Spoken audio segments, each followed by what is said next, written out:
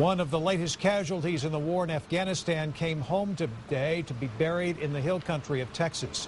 Captain Jason Holbrook, a leader of the Special Forces Unit, a hero among his men, was killed in an ambush 8 days ago. And this evening he's back home in Texas, where thousands turned out to welcome him and say a final farewell. KXAN's David Scott has more from Burnet. It was a long journey home for Jason Holbrook from a battlefield halfway around the world. But Burnet was home. It's where he was raised, educated, where he played and went to church. And today, thousands turned out to welcome their native son home. They began arriving early in the broiling midday sun, many of them armed with flags and yellow roses. Those were distributed at the HEB, where the Holbrook family and friends have shopped for years.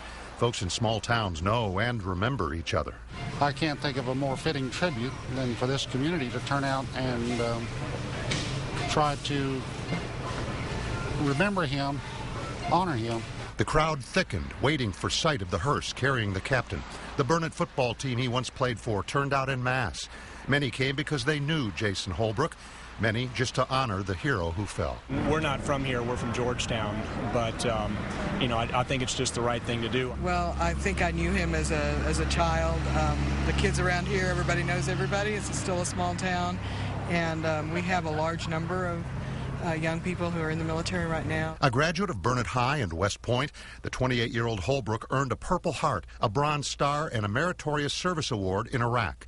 He had been redeployed to Afghanistan just 10 days when he was killed in an ambush. You know, he was a real inspiration. We were all just thrilled. The whole town was thrilled when he was given his scholarship to West Point. Captain Holbrook leaves his parents and 2 sisters and a wife with whom he was to celebrate their first anniversary this December. There will be a final service tomorrow morning at 10 a.m.